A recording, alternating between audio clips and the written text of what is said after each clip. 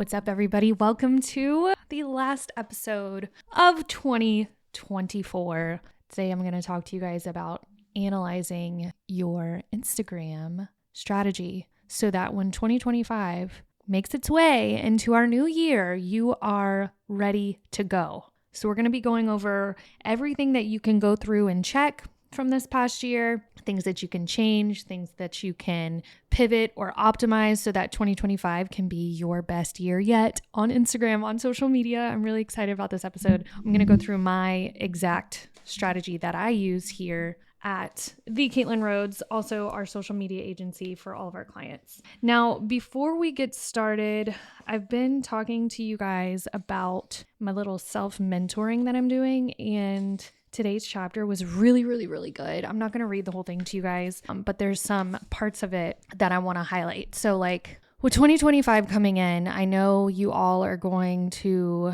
be making these big goals for yourself, things you want to accomplish for the new year, yada, yada, new year, new me, all that stuff, which I am too. That's how I roll. It's actually crazy. This month, I've been getting back into the groove of my health and everything. So I started yoga and Pilates and what's the other one? Tabata. And I don't know, there's something internally in my body that's okay, you're getting back healthy. You're getting back in the groove. And it's my body knows that it's about to be a new year. And that's just what you do in the new year. You start new traditions for yourself, new healthy traditions, new things for your business, whatever that might be. So I don't know why I told you that. I guess I'm just trying to encourage you. Now's the time to really start getting ready for things. You don't have to wait till January 1. You can start doing it now if you want. Go sign up for a Pilates class. It truly has changed my life, by the way. Mentally, I've told y'all that I struggle with depression and anxiety. And I don't know, the Pilates and the yoga not only do they give me something to look forward to, but also when I'm there, it's just it's all I'm focusing on. It's good for my body. I'm producing endorphins from the exercise, but also just the mindset of everything has really been amazing for me. So highly encourage you to start something new if you haven't, or if it's just walking, getting out and doing some kind of cardio for yourself, whatever it takes to get yourself moving and grooving. It really does help our bodies. Okay, so the little mentoring tip that I want to give y'all, it says, remember that small steps make giant gains. And it's so true. Those small daily, seemingly insignificant improvements, when done consistently over time, lead to stunning results. And it's so freaking true, because I started my social media agency back in 2021, and it's little steps that I've taken. Now we're in 2024 and I've built a 7-figure agency from taking little steps. I was not like that my first year. It took me 4 years, 21, 22, 23, 24, 4 years to get where I'm at. But I didn't get here, overnight. I got here from taking small little steps at a time. So a truly wealthy life happens more by evolution than by revolution. It's those constant small micro wins that, when done daily, evolve into a tsunami of victory. And it's so freaking true. So there's this little story. Y'all know the 7 wonders of the world. Well, the Great Pyramid of, gosh, now I feel really stupid. It's either Giza. Yeah, Great Pyramid of Giza.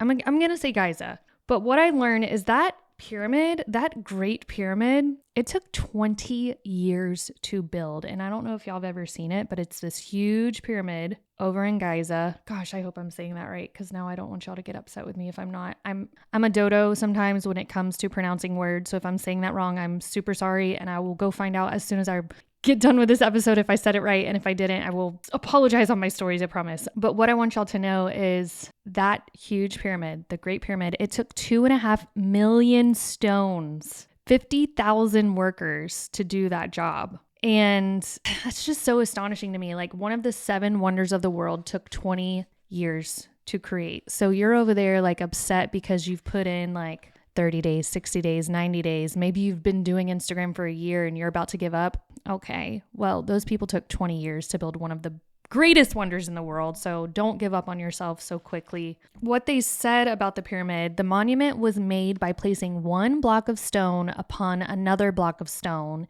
and another block upon another block over and over and over.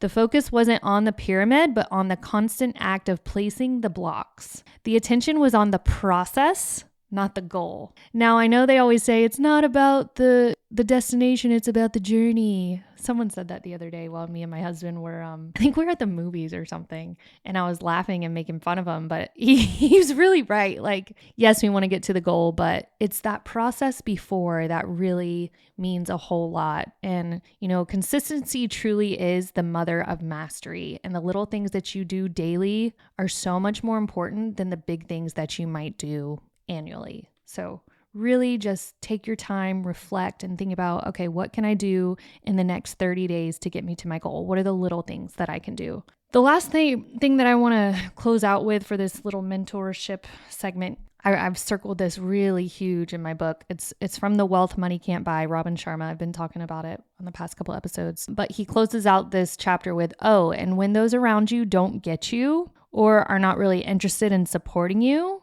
criticize you, make fun of you, recall the words of prominent author Dale Carnegie. Any fool can criticize, condemn, and complain, and most fools do, which I really liked that too. Like, while you are doing these little things and planting those seeds to build that big, goal of yours, you might have people criticize you along the way. You might have people make fun of you, but any fool can criticize or complain and condemn. Most fools do. Don't be that fool. Okay, hope y'all liked that little segment. I do want to know, do y'all like when I do these little mentorship intros on these episodes, or are you like, okay, girl, stay in your lane, you don't need to be talking about this? So let me know. Like, motivation is a passion of mine. I want to be a motivational speaker one day. All right, how to audit and analyze your Instagram strategy for 2025. So step one, I'm going to go through steps with you guys. This is not going to be hard. This is going to be easy things that you guys can do. So first step is to analyze your analytics. Duh. Now, I used to use Instagram Insights, and I still do sometimes, but my favorite and easiest way to look at my statistics is honestly to go through Metricool. That's an app that I use to not only schedule my content, but we use it for all of our clients, and it has really good analytics that are just easy to understand. They summarize them for you. I will make a note here to link, I might write this down, link my Metricool for you guys so you can check it out. But it's just really easy to understand my analytics if I use that versus Instagram Insights. So there's a few key metrics that I look at when it comes to analyzing my performance. So first, I'm going to look at my engagement rate. What type of posts got the most likes, got the most comments, got the most shares? That's going to tell me what content is actually working, right? And then I'm going to look at my follower growth. Did I see any spikes in growth? Did I see any slow periods? Did I see any unfollows? I will note down when those unfollows happen or when those spikes and follows happened. And then I'll go back and look at what I posted. Now, Instagram recently, like, you can get super nitty gritty with this. They recently on actual post, if you click view insights, you can scroll down and see exactly how many followers you grew from that specific piece of content. So like right now, I tested out a piece of content the other day that was me speaking to the camera, no trending audio, nothing like that. It was just me talking, and that reel is blowing up right now. I don't want to say blowing up because it's not hit 100,000 views yet, okay?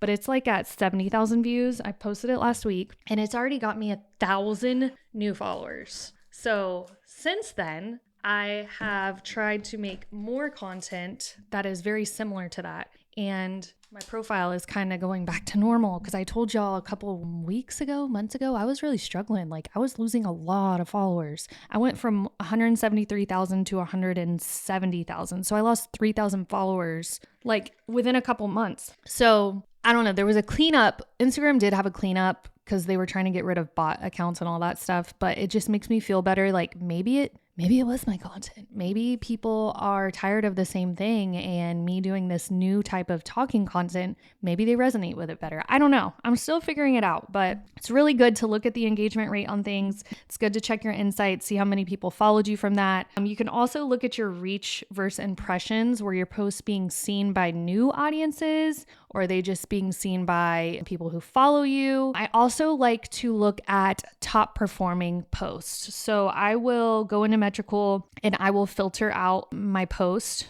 Like, Symmetrical splits it up by post and by reels. So I typically look at my reels, but I'll also look at my post. But let's just say I'm looking at my reels. I can filter it to where my top performing reels are at the top of the list. And I'll look for patterns in my content. Was it a certain format? Yes, it was reels. Was it a certain topic I was talking about? Was it a certain style? Was I talking or was it trending audio? Was there a green screen? I will literally compare like those top 5 posts and write down what the post was about, what did my hook say, what did my text overlay look like, what was I using B-roll, was I talking using a talking head. I will write it all out so that I can really get good comparison between them all. And then I'll also analyze my underperforming post. So I'll go and look at the worst post that I've ever posted at the very bottom of the list, and then I'll kind of, write down, what was the CTA? What was my hook? What was it about? So then, you can look at this stuff and be like, okay, here's what's working for my audience. Here's what's not working. So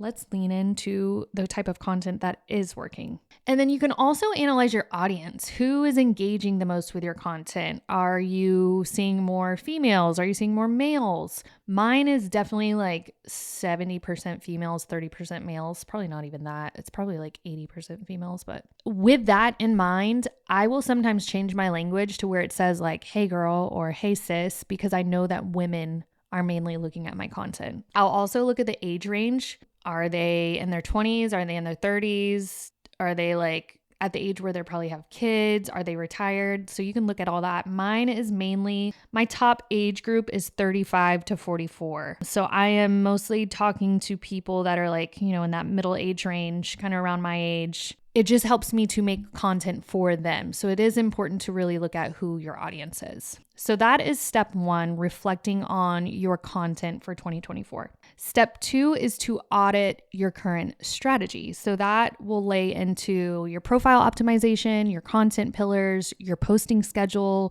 your engagement strategy. So the first thing that I like to dive into is my profile. If you guys follow me very closely, you'll see that sometimes my profile changes. Whatever my bio says, I'll update my profile picture. I'm actually going to note a free profile checklist in the episode notes for you guys if you want to go through and audit what your own profile says. But I'm constantly thinking about what my audience sees when they land on my profile and updating what that bio says. So we just want to make sure it's clear, it's compelling, it's offering them something that makes them want to follow me, and are there keywords in there that relate to what I want to be found for when people search. Sometimes I'll update my highlights. I haven't updated them in a while, but it is worth noting that if you've had the same Instagram story highlights for like ever, it might be time to update those, whether it's the cover photo or the information inside of them. Take your time there as well. And then content pillars. Are your content pillars still aligned with your current goals and your current audience? Did you start off growing your Instagram account with content pillars that you no longer align with? Like, that's worth noting as well, because you need to go back in there and adjust based on who your current audience is. You also want to make sure you have a really good balance between like educational content, entertaining content, and then your promotional content. Are you posting too much promo content? Could that be why you are not growing your following, because you're just being too salesy all the time? Or are you boring your audience with educational content that they could just find off Google? These are things to ask yourself and really go through as well when you are considering your content pillars. And then I'll also just kind of check myself with my posting schedule. Am I still posting consistently? Am I missing days of posting? Do I need to adjust my schedule so that I can handle it? Do I need to adjust my posting time to where it aligns with my audience's activity? For example, let's say like you've always posted at 12 p.m. noon every day, but you one time posted at like 8 o'clock at night and you saw that reel performed way better. Maybe that means that you should start testing that evening post, because maybe your audience is online more at night than you think they are during the lunchtime when you were posting. So that's something to consider as well. I also have Like engagement, I look at my engagement just to make sure that I'm responding to my DMs, my comments in a timely manner. I'm engaging and following up with people. If you don't have an engagement strategy, you definitely need to get one in place for 2025. I am going to link a document to this podcast episode with like a summary of everything I've talked about today. And inside there, I've highlighted my 555 engagement strategy, which you guys can use in the new year. And that basically just goes over like how to engage with new accounts, how to comment on other posts from other followers, what to be looking for in your explore page, and then interacting with other people in stories as well. It typically takes like 15 minutes a day, and you can do it as many times as you want during the week. We try to stick around 5 times a week that we're doing that, but really it just depends on your schedule, obviously. So now that you've kind of looked at what you did during 2024, what you did, how it worked, did it perform well, did it perform bad? Can you take some of that content and repurpose it for the new year? Then you want to go into setting your strategy up for the new year of 2025. So there's a couple things I want to go over with you. I've got your goals, your content plan, your engagement plan, and then tools and resources to help you with that. So the first is with 2025 right around the corner, I want you to take out a notebook and write down 1 or 2 big Instagram goals that you have for yourself. I don't want you to overwhelm yourself with too many things on your plate. So if you just take out that notebook, I'm going to do it too right now as I'm recording this. And we're just going to write down, I can see my son scribbled in my notepad. Okay, I'm going to write Instagram 2025 and number 1 goal. So my goal might be silly to you guys, but mine is going to be follower growth. I'm at 172,000 right now. I would love to grow to 200,000 followers in 2025. Now, I know that I always preach like, it doesn't matter what your followers are, you can still make money from Instagram, blah, blah, blah. And I still believe that. But just personally for myself, I just want to kind of give myself a numeral goal for myself. So that will just kind of have that setting like a number kind of helps me each week to look back and be like, okay, how many followers did I grow this week? How many should I be growing to hit 200 by the end of the year? So 200 minus 172. I don't do math anymore, but that would be 28,000 new followers. So then I would take that 28,000 new followers and I would divide that by 12 to see then how many I would need to grow each month, which again, I do not do math. Let me pull up my calculator on my phone. If we're doing 28,000 for the year, divide that by 12. So I need to grow around 2,300 a month. So then that would be my monthly goal. And then from there, I would honestly go into ChatGPT and say, okay, my goal is to gain 2,300 new followers every month. Can you help me set up a 30-day plan for myself each month to make sure that I hit that goal? ChatGPT is not going to be able to tell you exactly how to grow 2,300 followers a month, but he will set you up for success as far as like making sure that you've got a content plan in place, an engagement plan in place, making sure that you're using the tools and resources that are available to you, which I'm going to walk you through anyways, but just know that you can always fall back on that if you listen to this podcast and you're still feeling like, oh my God, I just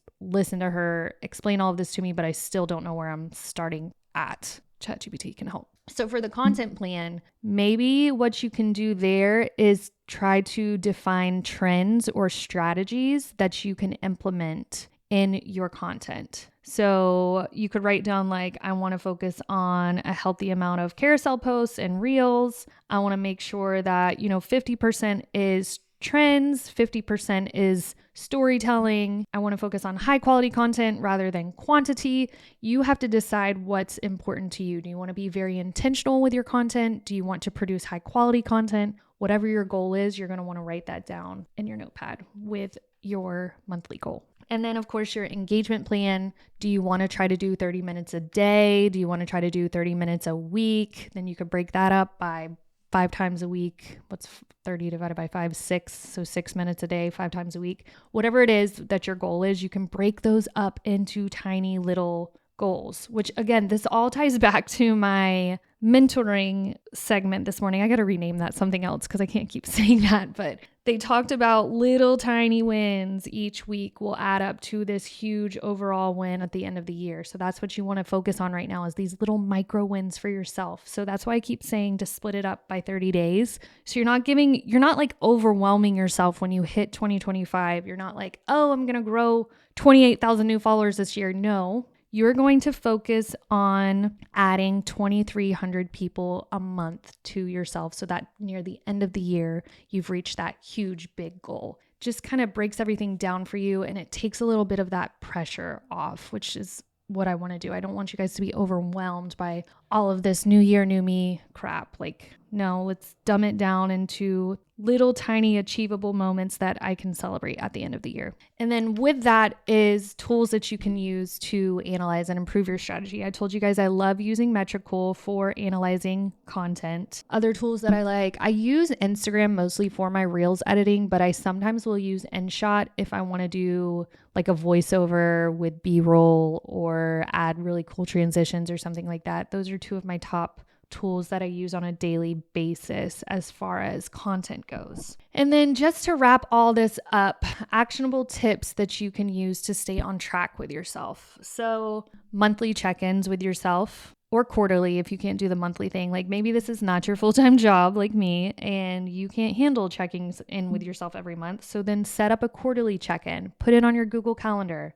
And during these quarterly check-ins, you're going to reflect on the content that you posted in that quarter. And from there, you can, highlight your top performing, your worst performing, and adjust your strategy with that information. You can also make a spreadsheet if you want, or a Google document, whatever will help you to track those KPIs regularly, key performance indicators. That's going to help you stay on track. And then be ready to pivot with trends if they pop up, or if the algorithm changes, you got to be ready to pivot with that. And that will be easy as long as you're following Call Her Creator, because I will be sharing those trends and algorithm changes with you whenever they happen and helping you to adjust those into your strategy. All right, so to recap, you will be reflecting on your 2024 content for the year. I'd love for y'all to do this before the new year comes. So anytime between now and the end of the year, sit down with yourself for a little bit of time.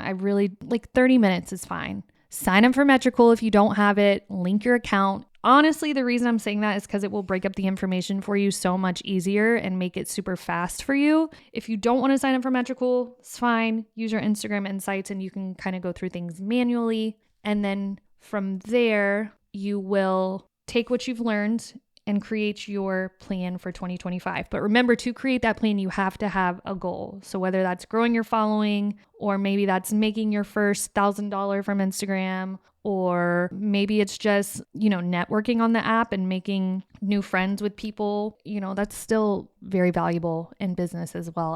I've made some really good connections on this app. So I don't think that that's a bad goal to have either, if you're just trying to maybe expand your audience there too. So, okay, hopefully this plan helps you guys. If you have any questions, feel free to send me a DM over on the Caitlin Rhodes or Call Her Creator account, whichever, don't care. I check both of them. And I will see you guys next year. Thank you so much for listening. And if you have not left me a review, please leave me a review over on Apple Podcasts or Spotify. Don't care which one it is. I just want to hear your feedback, and download this episode so that you get notified for the next episode that comes over. Thanks so much. Bye, guys.